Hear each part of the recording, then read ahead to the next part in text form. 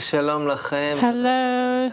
Thank you for being with us here on the New Life Educational Series with Dr. Laitman. Hello, Dr. Laitman. Hello. Hello, Nitza Mazuz. Hello. And today we want to take a journey with you to the story of Job, of the human suffering. Some of us suffer more, some of us suffer less, and we'll take this journey not to just have a debate here in the studio, but to see how we can actually take our lives, each of us as an individual and all of us together as one society, as Israeli society that wants to build itself as one family according to the vision of Dr. Laitman toward a new horizon, a new life. The story itself is less interesting. What's more interesting to us are the questions that come up from there, luck, destiny, all kinds of fascinating issues. You'll go with us step by step, and we'll surely have a lot to learn and to take for our actual life. Nitza, take us into the story of Job. The story briefly describes a person who is naive and straight, and even though he's a good person, one day a bunch of disasters fall on top of him, one after the other. The first disaster, a person comes to him and says that there's a group of robbers who came and took his cattle and killed the workers. And he's talking. The second one comes and says, lightning, God's fire came and burnt the sheep and also the shepherds. The third comes and announces that another group of robbers came and stole the camels and killed the guards. And then the most bitter message comes that a wind came and knocked down his house and killed his 10 children that were in the house. Job hears this chain of events, one after the other, and what he says, I came out of my mother's womb naked, and I will return naked. God gave, and God takes. God's name be blessed. That's how the story begins. So perhaps the first question that comes up for any of us, is there destiny? Is there fate? What is destiny? What is fate? And is there fate? That's the question. I don't know if there is. It's a question that lots of people deal with. What do you think about it? Is there fate? Isn't there fate? How do you relate to it? What happened to him? Was it written in advance that it would happen? Is there a permanent plan in advance? With all due respect to him, we're more... I want to answer this in a slightly different manner. There's no randomness. What does that mean? If there's no randomness, what is there? There's forces of nature that are operating on each and every part of creation and all of creation. The general force, individual forces, private forces of this general force on all the material and parts of creation, which are parts of the general material. And it's advancing more and more and more, as we see in the general evolution.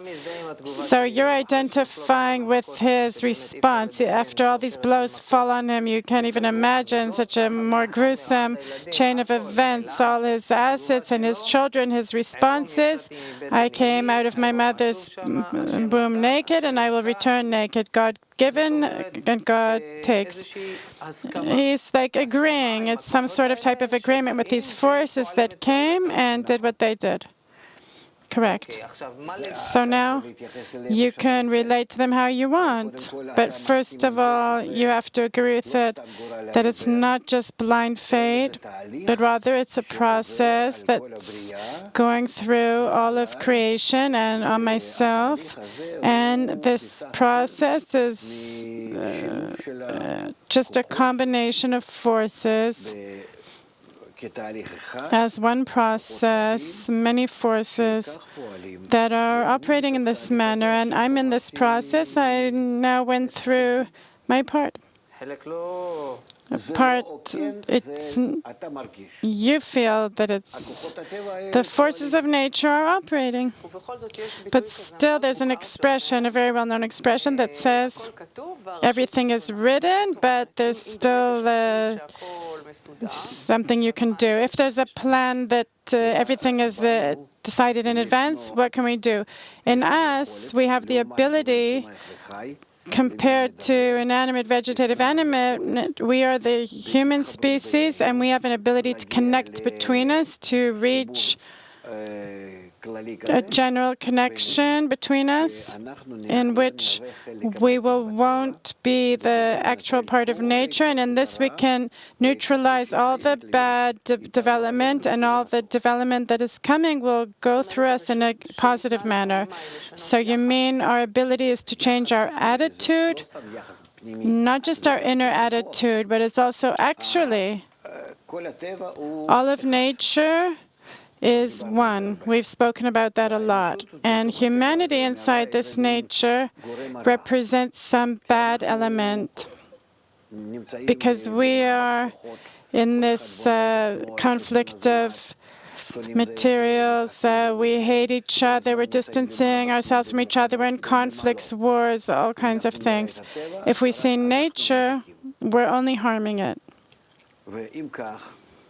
And if this is so, then everything that's happening in a bad way and not a good way, it's because we are taking this development in an incorrect manner.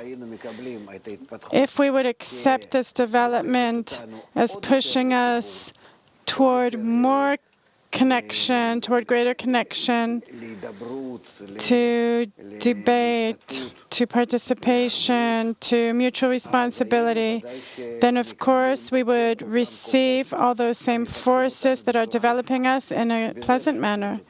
And in this we have sanction. Development has to be, the forces have to operate on us, but we are not suited to those same forces. And that's why we receive them in a negative manner against our desire, our understanding, and our acts. Also in our acts, our thoughts, and everything. And then it turns out that all of development, we see even now on ourselves, that all our development is for the worse. Each from year to year, we feel ourselves more and more bad, more harming and more harmful. It's interesting that you're speaking about the fact that evolution, our development, is advancing us to a connection, to connect to good relations between one another, which is the place. The goal is to bring all of creation, all of nature into balance. Everything like we see in micro, all these things come into balance. Why does wind come? To balance the pressures. Where does heat and cold come from? You open a window, it's hot outside and it's cold inside, so there's some kind of balance between the cold inside and the heat outside. Balancing the pressures inside a person, nature is attracted to balance. If we are not attracted to balance with nature, us ourselves, then we are causing with that all of nature on the whole planet is going out of balance. Because a person is higher than inanimate, vegetative, animate. We're harming the ecology and also our lives. We're harming our destiny. So instead of developing in a good direction toward connection, toward a good attitude, to define ourselves as the understanding, the part that's organizing nature and everything that's on the planet, we're acting in the opposite manner, according to our inner urges. And in this manner, we're each time we're in conflict with nature more and more as time goes by. This process is accumulating, and then the disaster comes. It accumulates some more, and then a disaster comes. And also these disasters, you're talking about disasters that are general and also private? Yes, the natural disasters or wars that we're doing and all kinds of epidemics, but also in a person's private life. In other words, you're relating to each blow that comes. It doesn't matter what blow it is, doesn't matter who, what level, altogether as an expression of the lack of general imbalance, and with this trend of developing toward connection, harmony between all the parts, and then the lack of balance brings some kind of blow. It's interesting to see in the story of Job, they're not taking someone who's one of the negative people inside that society, but they're emphasizing that he's naive, he's straight, he's God-fearing, he's honest, he's one of the good guys. Not just good, he's maybe even the best of that same era. They're giving him to teach us something. And what do they want to show us in that? That precisely him, that person, everything is okay with him, there's no bad with him. It's all good. He gets another blow, another blow, another blow. And even, I want to add to that, that this story of Job emphasizes that it's not as simple as it looks, but there's something much more sophisticated. There's some kind of struggle. There's some kind of bet between God and Satan. It's like he's looking at humans and saying, let's take Job. Satan says, you think he's good, that he's whole with you, and it's only because he's rich and has abundance and he's thriving. Let's start taking, let's start giving him blows, and let's see where he gets to. That's where it begins. And then that poor Job, scene after scene comes, and there's always this dialogue between Satan and God to see how he reacts. It's like some little animal that you keep hitting. Now I'm going back to your explanation. You said that altogether the lack of balance is what's bringing the blows on a person. Job, if he's looking at the world around him, I'm sure he's seeing lots of lack of balance. But if he's looking at his own life, a person who's straight and honest, he can't find in his life the lack of balance. What does it come to teach us? That precisely he gets all the blows and he becomes the symbol in all the generations of the height of human suffering. Why do they do it to the good guy? I think if you go out to the street now and start asking people, sometimes they go around with a microphone, everyone will be at the level of Job, like it says at the beginning, straight, honest, everything's fine, not me, I'm a decent citizen, etc. You're saying every person relates to his person as himself as good? Yes, that's what it comes to teach us, that this is the sensation each person has towards himself? Correct. But there's a blow here in a private manner on something that's like general. He's being punished for something that's general. He's getting the blow personally when there's some general lack of balance. In general, nobody feels what's happening in general. As far as I'm concerned, the world can blow up. The main thing is that I'll feel good and I won't feel it. I'm prepared to be on some little private island in some ocean, huge ocean of fire, and I don't care about anything. That's how Job also relates to it. So he's only looking, actually, this is what the writing is also emphasizing. He's like an island of positive. He has everything. I'm innocent, I'm righteous. His life is good. And now when the bad comes, he also says, Baruch Hashem. He continues justifying God. God gave, God took. Everything's fine. God's name is blessed. At the end of the day, he sees these things as the upper force, and that he in that cannot intervene in any matter. In any manner. In other words, he's pretty stupid, I would say. Why? Because it's like, no, what there is, there is. What there isn't, there isn't. I can't do anything. I think that happens also in the world today. And each person in the street, if you go out and talk to people, you'll say, is there a crisis? Yes. Is there a change of climate? Yes. Is it dangerous? Yes. All these things, see how much these people are unemployed, how many people are sick, how many are divorced, how many kids are getting thrown into the street. Everything's correct. Baruch Hashem. Thank God. What thank God? What thank God? Where are you? How are you? Innocent. Thank God that's how you relate to it? That's how it should be? That's the question. Therefore, we need to continue giving him suffering to Job. Yes, of course. So he'll change his attitude to life. We see here a prototype of every person in the world. That's how you'll see on the street. I see each and every person is built in that manner.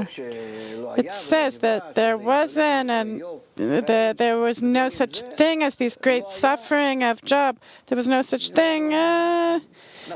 It's true, but that it hasn't happened, that it won't happen in the future, if we relate to reality in this manner. I can't say about everything. The problem is like this. The fact that I can say that everything is in the hands of the upper force, where's the other half? Where am I? He's deleting himself from any responsibility. He doesn't want to recognize that there's some type of his participation, that it only depends on him, that he did, that there's no divine plan, nature, that I'm in it as an element. I'm a factor. I'm a factor in nature. The lack of balance with nature, I'm the one causing it. So it's not enough to say to me, this is how I was born, this is how I will die, and everything ends there. No, it's not correct. He precisely, you asked about fate. He believes in fate. The blind fate or whatever, upper fate, whatever you want to call it, but it's fate. Everything is given, that's it. In other words, whoever believes in destiny is someone that believes that everything is written and he has no permission to do anything. He makes himself simply, he makes himself at the animal level. These are levels that develop by God or by nature. It's one and the same. And this nature pushes them to some kind of development and evolution. And that's where they are. They have nothing in them. At any moment in life, they choose what's better, what's worse, in some small manner, and what he has in front of him, and that's how he gets along. But altogether, this plan is not mine. It is, leave me alone. What do you want from me? I'm a little guy. I'm a simple citizen. I'm innocent. I have, thank God, sheep, camels, women, children. That's it. I don't want to know anything else. That's not enough. That's not enough. Because you don't want to lift your head up, and you are a person, Adam, similar to the Creator, and you have to therefore take what's coming, what you need to organize in creation. You need to organize it. What do you mean organize in creation? That same balance that we spoke of, that you must change your nature in accordance with the general nature. What does this mean? That the evil inclination a person is born with, you hate everyone, you reject everyone, you're in competition with everyone, you don't care. Even though you're not doing bad to anyone, you don't care that others are in a bad situation. You're not concerned that everyone will feel good. You're not carrying out love thy neighbor as thyself. So until you can't disregard this. You're in a framework where you have to carry these rules out. You have evil inclination. You were born opposite to bestowal and love and connection and mutual responsibility, and you must reach all these things. Bestow to others. Don't do to your friend as you wouldn't want done to yourself. Love thy brother as thyself. You have to reach it whether you like it or not. The fact that you're making an idiot out of yourself, it's not enough. You can't turn around and say, I'm fine. Well, according to what is he okay? It's written like that. Because in his eyes, he's okay. So how can you explain, until a person feels himself responsible for the entire world, he's not okay? So how are there gaps? Why does it say, love thy neighbor as thyself? You need to reach a state where you're connected to the whole world, that you're responsible for the whole world. Of course, it's a gradual situation, process, and we need to reach him gradually throughout our development. But this is what we need to do. We need to connect all of society to one, and all of society with nature, inanimate, vegetative, animate, and it will all be one integral element. As we see now from nature, that is demonstrating to us that it's all connected. I would like us to advance in this discussion about Job. There's another aspect, a central aspect in the story that's not in other biblical stories, and here we have a star, the Satan, and here they came to God, and also the devil came, and then there's this whole dialogue between Satan and God. What is this story of Satan? It's our evil desire that's against everyone.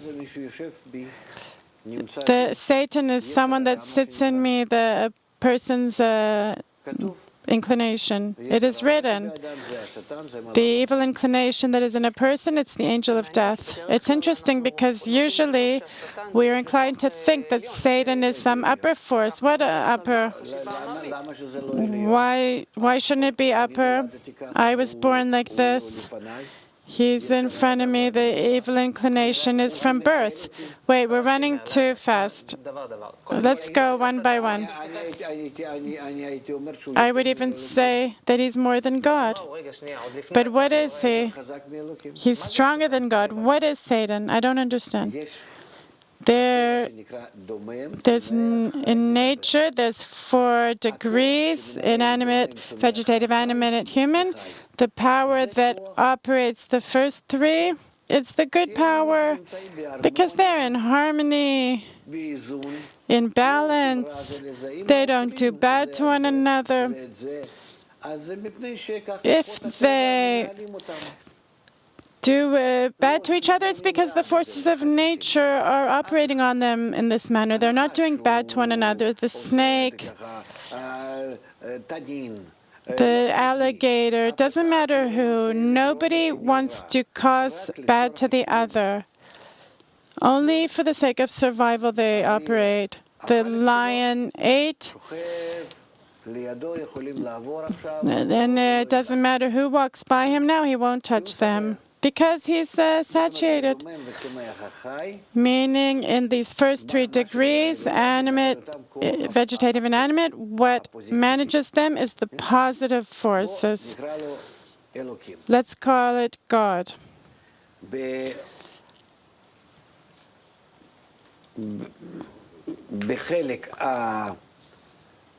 In the speaking, human part of nature, there, the bad force operates. Man's inclination is evil from birth. Evil inclination is always pushing a person all day long to all kinds of evil things to other people.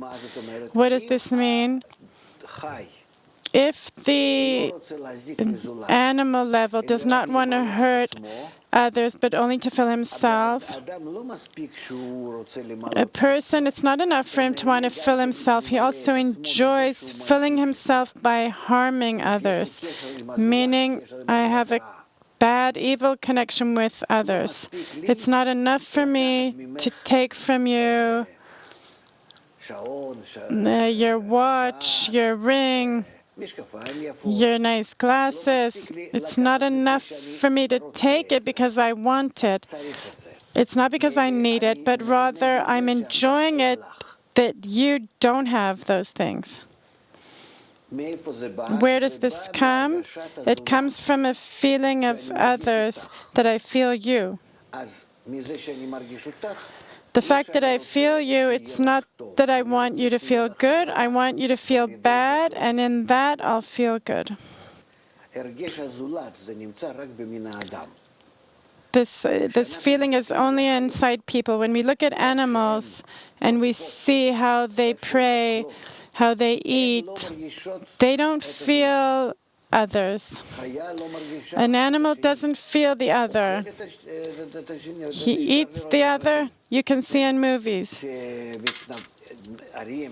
You can see that a lion jumps on some deer or something, but he has no attitude toward it that he wants to harm it or not. It's us conveying to them in all kinds of stories. We're transferring our feelings to them. They look at it like a piece of meat that's running away from them. They don't understand that she's living and she has her own life and kids and offspring, etc. No. For him, it's simply like we go to the supermarket to buy a piece of meat. That's how he looks, how I can now take from this supermarket that's all of nature this piece of meat that I deserve, and only. But when I come to nature, I enjoy also from the attitude. I can't relate to nature just by taking and that's it. I enjoy in connection to the things that I'm in touch with. So it turns out that I never enjoy from the thing itself, but rather what I'm causing through it. And it turns out that I don't need your ring, and I don't need your watch, and I don't need your glasses, but I feel bad that you have them, and I'll feel good if you won't have them. Therefore, I'm taking them. The attitude to others, to your fellow man, that a person has, it brings a person to a state where they enjoy the deficiency of others. They enjoy the suffering of others. In that, he raises himself up, he fills himself. And this is actually Satan? Yes. That's Satan. That's called evil inclination. And when they struggle there in this whole dialogue that's in the background of the story, God and Satan, what does it come to tell us? That Satan sits inside a person, this is our nature, and God is the external nature, apparently, that is not in me. It's in the first 3 degrees, inanimate, vegetative, animate, and it doesn't exist in a person because only a person is born with evil inclination. I'm born from the beginning with evil inclination. This is how I was born. This is how I exist, only. You can see this in kids that start to grow up, 2, 3, 4, 5, and then they start to be a person. Why? Because he starts to lie, starts to steal.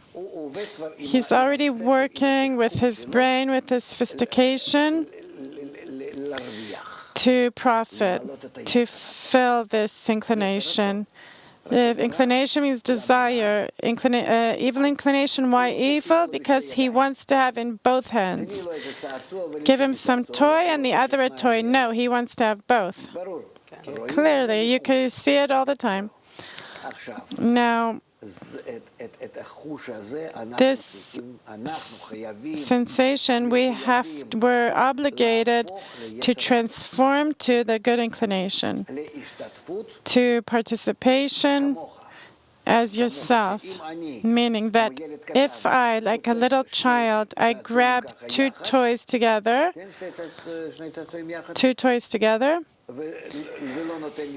and don't give the other. I now need both of them. I need to give them to the other, not one by one, because it says, as you. Now, like I love myself and I want to swallow the whole world, and the rest of the people, zero. Oh, I'm enjoying the fact that they have nothing. Not the fact that I have, the fact that they have nothing. Yes, right. And I have to transform my nature. Is it possible? Let's see Job. So Job gets that same strength. Job, he's naive, innocent. He has everything. You said it correctly. And so in what is he so innocent? God, thank God, he has everything. Now you took everything from me, and I also agree with that. People, and we see it in our world as well. There's many people that when they lose everything, some curse destiny, and some say there's nothing you can do. It's fate. And does that make them righteous? You implemented the thought of creation, this process that nature is leading you toward. Did you correct anything in the world? Did you cause anything good in the world? So we were demanded to be active, to do things, and you defined it as love thy neighbor as thyself. So now, of course, so don't say love thy neighbor as thyself. Say the perfect balance between everyone. So that same Satan, love thy neighbor as thyself, it's like you can, it's nice, it's not nice. We're not talking about nice. We're talking about laws of nature, balance. So how can you explain to me this manipulation that the Satan is doing to God and saying, giving him another blow, another blow. You just took his money, give him another blow, his kids, his this, his that. Because it stems from the same plan that nature is leading us toward. We're advancing all the time. We're growing. Our desire is always increasing. It's always developing. It's always becoming more and more evil, demanding more and more. That's how we exist in the world. Yes or no? Do you mean that from generation to generation we want more and more and more to swallow everything? Okay, good. So we're developing. Are we, throughout the generations, reaching some correction? What do you mean correction? Correcting the bad in us. Are we reaching something good? I'm simply always going with Satan. Satan is pushing me to all kinds of things. I see the global escalating ammunition, the lies, the sneakiness. Yes, more and more and more. Am I doing anything against it? No. I'm flowing inside this bad river that's taking me to where it's taking me to. I have no idea, and I'm agreeing with it. And I'm saying the fact that I'm flowing with it, I'm a civil citizen, I'm a good citizen. You said something before that was very strong. You said that even the Satan, his power might even be stronger than the good power. And when we look at the world, it really looks like that today, that the bad has overcome the good. How is it possible? Because we're not completing the bad. By transforming the bad to good, this will bring us to the degree of God, where we will see and know all of nature. We will be in our behavior, in our wisdom, in the relations between us, our whole life will be in the best possible degree, but we're not doing it. Now the story continues. The Job is sitting Shiva, and his three friends come to make him feel better, and through that there's a discussion. There's saying his friends say to him, you must have done something bad, it's not for nothing that you received these blows, you must have done some sin. And Job says he doesn't accept it under any circumstances. He says, I'm righteous. It's not clear to me where these blows came from except from my fate. And these bad friends represent some question that we ask ourselves today. Did I myself, personally, did I do something bad and because of that I received these blows? Or is it something else? Nature in general, the general law, doesn't ask us, what did you do or what didn't you do? The fate that we feel that for all bad we need good and etc. It doesn't work according to this equation. If from the beginning we say that a person's inclination is evil from birth, then I'm already in the beginning at an evil accounting, a negative accounting, sorry. You mean that the things that his friends are saying, we see it in the continuation of the story, that God is mad at them. In other words, we understand from the story that the things that they are saying to him, the attempt for a person to find something in himself, what he did, then he's making up all kinds of equations that according to this or this, you have to behave like this. And he doesn't go to research nature properly. He doesn't take into account love thy neighbor as thyself, operates on him. He is obligated to reach that. But he makes up all kinds of philosophies that this is better and this is like that. So I don't understand where this bad is coming from, and makes up all kinds of laws. In our world, we have laws for behaving, culture, laws, courthouses, lawyers. We make up all kinds of laws for ourselves. How to behave in the family and society, with nature, for each and everything. Where are these laws coming from? Are they based on our understanding, our knowledge of nature? Are they based on good? But we just because we feel like it. And usually people made them up, people who are sitting in some place where they feel like from all kinds of things that they, all kinds of accounting between them, they made up all kinds of rules, and this is how we behave. If we're building our environment in this way, instead of love thy neighbor as thyself, can afterwards we say we're okay? I'm a good citizen. Based on what? Even if you carried out all the things that are written you should do as a citizen, but who wrote it for you? Where did he write those things from? Where did he write all those rules of the country, the world? Based on what? In other words, from the beginning, we're in a crooked spot in the way we relate to one another. And afterwards, we don't know where this fate, we don't understand where it's coming from. But it's us doing it ourselves. How can we, people who understand slightly that we're in a system of laws, forces of nature, how can we be so bold as to start? It's from our evil inclination, after all. We're making up all these laws of behavior and saying, this is okay, this is how we'll behave. Nature behaves in this manner. Did you research nature? Did you bring something sure? Something pure, true, that this is how it exists, or you just feel like saying like this based on your urges.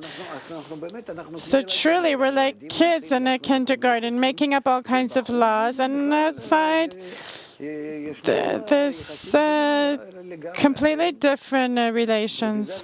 And in that, we're causing bad to everyone, to ourselves, and to all the degrees of nature, inanimate, vegetative, animate. And even if some volcano blows up or some tsunami comes, today we're beginning to understand that apparently we're causing it. Even though it's still hard to grasp it, and he doesn't want to grasp it, and that's why he doesn't hear about it. He doesn't want to hear about it. So From where does this ridiculousness come from that God gave, God took, God gave, God took? Thank God, there's nothing I can do. It's even worse.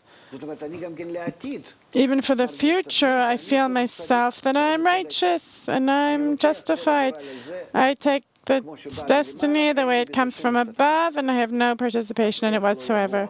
So how can additional problems not come now? When the additional problems come, more problems and more problems, in the end, he reaches a situation where he curses the day he was born. And the sensation of it's better to die than to live, lots of people identify with it. Sometimes so many blows come, another one, and you say, it's a pity that I'm alive.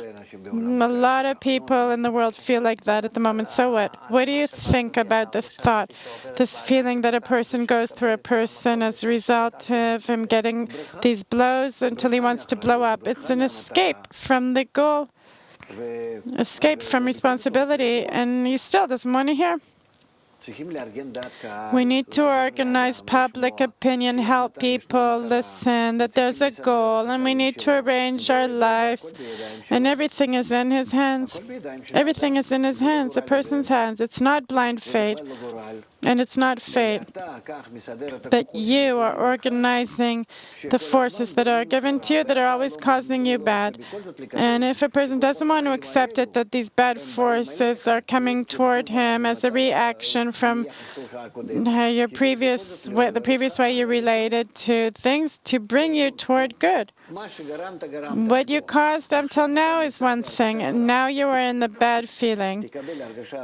Get this bad feeling as an invitation, as a call. The saying, listen, buddy, it's enough. Understand that it's not blind fate, that there's laws in nature. It's not random, but rather your behavior must change. We have an inclination to think that there's like if I did something bad, apparently I must have done something bad. And you're describing some system. You're not looking at the individual, the private fate of a person, but rather the fate of the society. It's hard to see it according to the individual fate because we're short-sighted. There's evil people who are happy. If I see in my egoistic eyes, yes, then I see a person is enjoying his whole life, cheating everyone, stealing, robbing. He's enjoying as the whole world, and he dies, and everyone say what a righteous person he was. Now the question is, can I take an example from him or not? Of course not. Because it's the private life of one person, I can't take an example from there. But to truly understand what's happening, I need to do research about nature.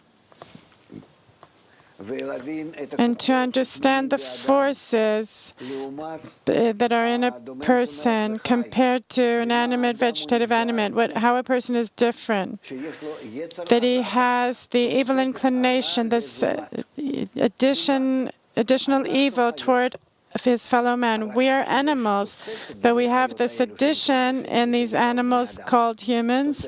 We have this addition, and it's our bad attitude toward one another. Let's say you have some house. How can we say a flock? Between all the lions, there's a band, and they treat everything bad. It's not that they go somewhere where there's no one and they sit down. They want to take everyone's place. Of the still, not that they want to kill some forests or other species. They want to harm even the ones that are similar to them, which doesn't exist usually in nature. Usually in nature, animals that come together, they want to show who's stronger or less in power, but they don't damage one another. You know that? Let's say two bears come together, each one is a ton. Neither of them take out their nails. They really don't. They just want to show one another. They come with their horns and they never harm each other. They never damage each other, even though one is very strong and the other isn't. No. They just want to show one another who's stronger, to move him aside, to take his niche that suits him inside all these opportunities. It's a verification. It's not a struggle. It's not cruel the way we want to see with our ego. It's just to arrange each person, each one in his place, to not harm the other. You can see it really clearly. I usually watch short films about nature. It's incredible to watch. There's no evil toward one another. And what about us? I want to kill him. I enjoy the fact that he's feeling bad. I feel good that he is, that I pushed him, that I trampled him, that he's less than me. He has to feel that he's down there in some place and I'm up here. I receive pleasure from this. I have no choice. I can't get rid of this attitude to life. We even don't understand how much it manages us in every aspect. Is that why we receive the blows? Is that what you're trying to hint? Yes, of course. And not just to us, but all of creation. We are the upper part of inanimate, vegetative, animate, human, and because of us humans, the other three are suffering. So how do you answer when a person asks, why is it happening to me? It's happening to you because you don't understand how to bring yourself into balance. That's why it is happening. And therefore, Job, what's the story? If you don't take this entire process in your hands and you don't understand it, and you won't understand how much you are need to be involved in this in a logical, correct, rational manner, then these blows will not leave you because their entire purpose is to awaken you to correction. That's it. There's no other accounting. The Satan is in you. And if you didn't understand it yet, then suffer some more. And if you still don't understand, suffer more until you understand how you need to work with it. So you're saying there's a term that's called, there's a book up there, there's no private accounting. There's also private accounting, but we can't see it because it's spread out over thousands of years. It's like looking at like a chapter in a series and not understanding what happened before, of course. There's an expression about suffering and how we relate to it, that a person must bless the bad just like he blesses the good. And you're talking about each thing that's happening, there's no blind fate. Each thing that comes, it's a sign that you need to understand, to take yourself in your hands and bring yourself into balance. Now, these signs, take yourself in your hands and bring yourself into balance, they come in my life only when I receive blows or also when I succeed. What I'm trying to understand is what's the logic that the wise one said that a person needs to bless the bad like he blesses the good. Like there's not even such a difference between them if you got bad or good. The main thing is your reaction. A person has to react. There's something a little bit masochistic. What does that mean? God forbid, let's not look at money, because money you can solve it, it's material and that's it. But 10 of his children were killed. Let's go out of the story. Let's imagine a person that, God forbid, this happened to him, such a disaster. Not 10 kids, somebody in a car accident, the whole family was wiped out. What they're saying is not just so we'll just chat here in the studio. They're really teaching an approach to life, like you say. Don't disregard it. Come out of your wherever you're floating along, and the person got a blow and his whole family was killed. What does it mean he needs to bless this bad? Just like we relate to it. I grew up as a result of the Holocaust, and I lived after the Holocaust where big kids would live it. For them it was really in the home, in the yard, in the city.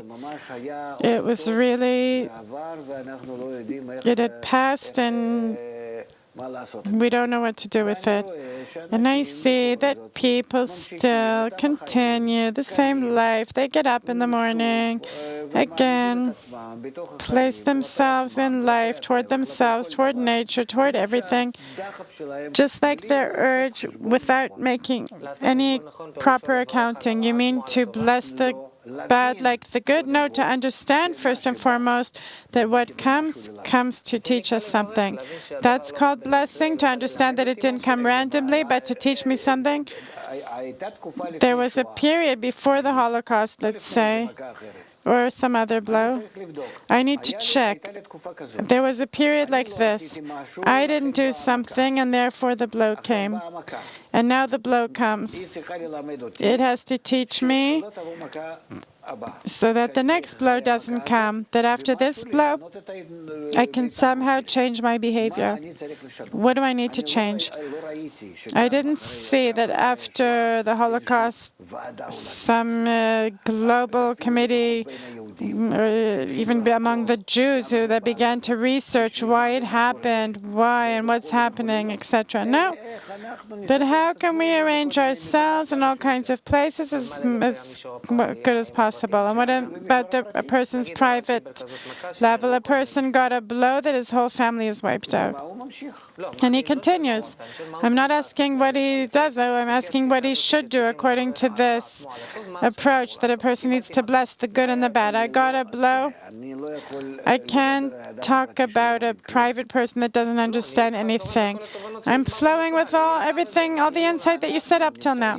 If we're in a situation where it's clear to us the goal of creation, and if we're now, I'm talking about this moment, I'm not going back. If we're talking about a situation where it's already known that we're in the global world, and this is the connected world in each and every way, and mutual influence, and only man is like a cancer in this general body, causing this whole body death, that we're destroying nature, we're destroying the ecology, and everything that there is. We don't even want to talk about it. We don't even want to open our eyes to these things. The relations between people, etc. If we continue in this manner, then why shouldn't we be inviting on us the next blow? An ecological blow? Not ecological, maybe a world war, atomic world war or something, a nuclear world war. Of course, we're the ones inviting it on ourselves. So I don't understand. We're not learning anything. How can we relate to suffering in a person's life? That's the question, not so much ecology. We need to bless the suffering more than the good. Why? Because it places me in a question. Why is it happening? Not how to escape. It's not even the fact of blessing it. The fact that I'm blessing bad as good makes me stupid. So we shouldn't do that. So you're confusing me. There's lots of advice. I'm confused. I get a blow. What do I need to do? Say Baruch Hashem? Say thank God? No. I have a disaster in my private life. What do I need to do with it? What's the most wisest thing to do to advance in life? To think why it came. Otherwise, I'm not a person. Otherwise, I'm like an animal that is escaping from fire.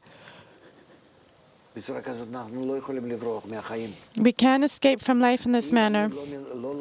If I don't learn that I am in the middle of life, in the center of the world, and everything depends on me, and I must truly take it in my hands, and if I just bless, not on my case, it's not just my case that it says to bless the bad with the good. I have to research where and why does this bad come from. Because for me, it's the force directing me toward good. I have to reach balance. I have to reach bestowal. I have to reach love, to connection between everyone. I have to complete nature. I have to correct my evil inclination, and in its place bring the good inclination. Because all of nature is love and connection, apart from people. Imagine to yourself, all of the universe, all of nature and everything above it, doesn't matter what, it's all good forces, apart from us. And in us, only in this small area in humanity, there's the evil force, in order for us to complete it with the good force. And then we will have also good and also bad, and then you can bless the bad with the good. And until we don't learn this and don't complete it ourselves, nature will continue and really give us job sufferings. Before I present the solution, I just want to focus on the question. You said, why does it come? And I feel that you're saying, why does it come, as if there's some continuation. It's not why is it coming to me, but why is it coming to us as disasters? Because a person does ask himself, that's exactly the issue. He's like Job. He's a decent citizen. You're saying a person has to see the disaster that he went through personally as some big wave of events that are happening to in the general level, to transform our thinking from looking for the guilt inside of me to look for a place of reason, cause in the general nature? Yes. That's the issue? Yes. So now let's go to the solution. The solution was very interesting. God answers him in a very nice way. Where were you, Job, when I arranged the world? He says it in his words. Where were you? Do you even know how the waves and the seas are? Who put the borders in every situation? Who grew all these things? Did you pay attention to this? And this really connects to the approach that you're conveying. He doesn't want to look at anything except at what he has. So, of course, the blows are continuing. So where were you when I was organizing the world? You need to feel obligated that you're greater than everyone. Then take it in your hands. Where are your hands? Take the reins. You have to manage the world. And the blows won't stop. So in other words, he's coming and saying to him, you don't understand how nature works, so why are you trying to understand what happened to you, what your role is? Exactly. So in this connection, what does a person need to understand? What does he need to learn? Satan or God or both? It's one and the same. It's one and the same. It's two different forms of the same force operating in the world. It's the force of love that is, it's the only thing operating in the world. So all of nature is connected and good, except for that small area that is called humanity, human nature, where there isn't this force on purpose. It's not there on purpose, so that we ourselves, consciously, with our abilities, we will bring this force between us, and then we will be as God. we will be as all of nature.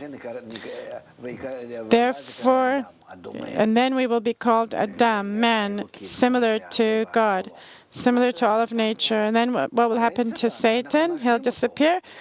There is no Satan, will complete him. The fact that he's being revealed in us, this evil inclination, is a lack of love. It's hatred.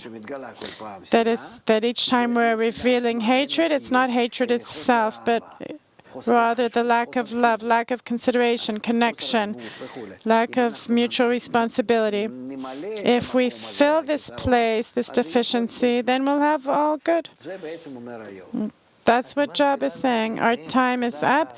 Thank you, Rav Laitman. Thank you, Nitsa. Thank you for being with us. Until next time, all the best.